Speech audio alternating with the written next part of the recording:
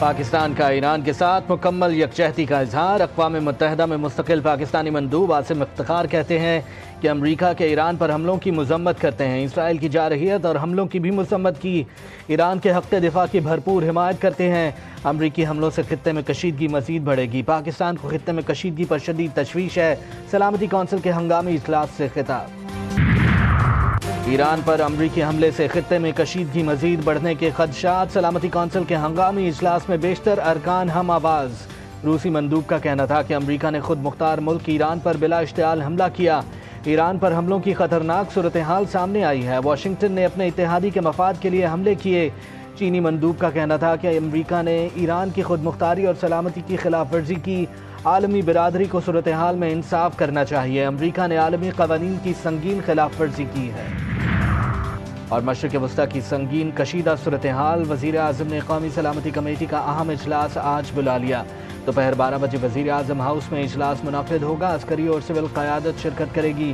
Field marshal Asim Munir دورہ امریکہ پر شرکاء کو اعتماد میں لیں گے۔ ایران اسرائیل امریکہ تنازع پر مشاورت کی جائے گی۔ ایران کی حمایت اور دیگر اہم امور پر بڑے فیصلوں کا امکان۔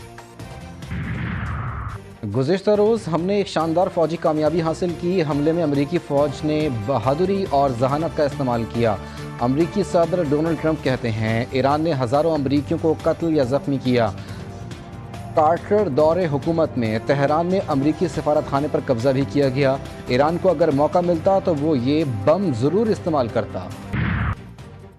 ہم نے ایران جوہری عزائم خاک میں ملا دیے۔ امریکی وزیر دفاع کی پریس کانفرنس۔ کہا ایران نے حملہ کیا تو بھرپور جواب دیں گے۔ مزاحمت کا پہلے سے زیادہ طاقت سے جواب دیا جائے گا۔ صدر ٹرمپ نے متعدد بار کہا ایران جوہری ہتھیار حاصل نہیں کر سکتا۔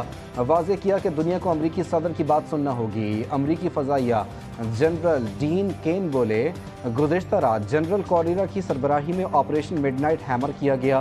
یہ کہنا قابل از وقت ہے کہ ایران اب بھی جوہری صلاحیت رکھتا ہے یا نہیں۔ انہوں نے ٹرمپ کے برعکس تباہ شدہ الفاظ حذف کر دیا۔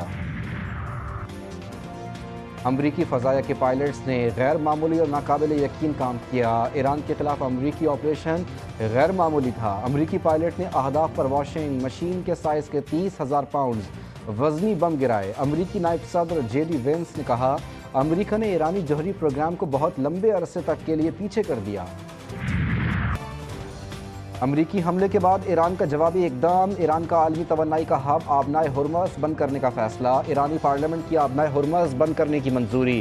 عرب میڈیا کے مطابق دنیا آبنائے ہرمز کی بندش کی متحمل نہیں ہو سکتی۔ آبنائے ہرمز سے روزانہ دنیا کی ضرورت کا 20% خام تیل گزرتا ہے۔ چین، بھارت، جاپان اور جنوبی کوریا تیل کے اہم خریدار۔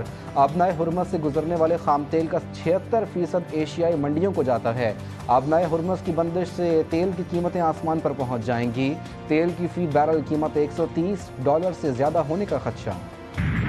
امریکہ نے اسرائیل کی بے بسی دیکھ کر خود میدان میں قدم رکھ دیا۔ امریکی حملہ واضح ثبوت ہے کہ اسرائیلی حملوں کے پیچھے اصل محرک امریکہ ہے۔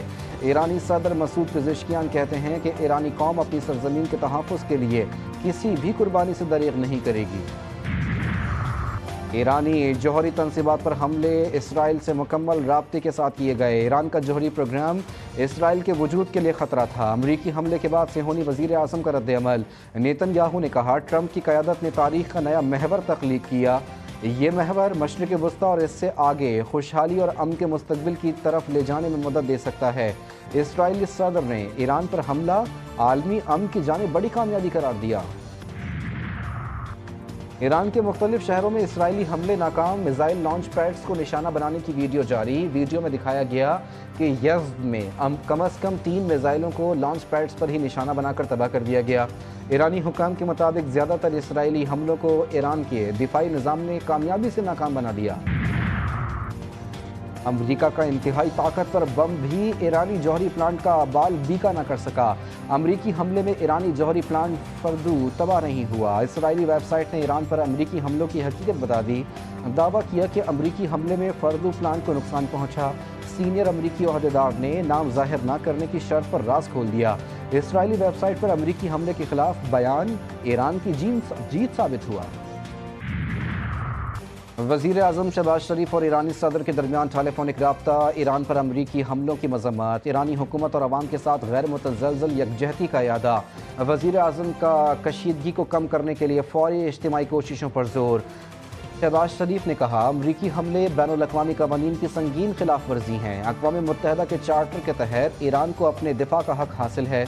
ईरानी सदर मसूद पेज़ेश्कियान ने ईरान के लिए पाकिस्तान की हिमायत को सराहा और दोनों रहनुमाओं ने करीबी राब्ते में रहने पर इत्तेफाक भी किया। रूस ने अमरीकी इक़दामात को गैर ज़िम्मेदाराना फैसला करार दे दिया। कहा, एक आज़ाद रियासत पर किसी भी वजह से मिसाइल और बम बरसाना आलमी क़वानीन की खिलाफ वर्जी है। चीन का भी सख्त रद्द-ए-अमल। कहा, अमरीका के इक़दामात अक़वाम मुत्तहिदा के चार्टर और आलमी क़वानीन की खुली खिलाफ वर्जी हैं। फरीक़ैन खुसूसन इसराइल से जंग बंदी तक पहुँचने और बातचीत शुरू करने पर जोर देते हैं। सऊदी अरब का ईरान पर अमरीकी हमलों पर तशवीश का इजहार। बयान में कहा कि ईरान की मजमूई सूरत हाल और खुसूसन अमरीका के ईरान के जौहरी तंसीबात पर हमले परेशान कुन हैं।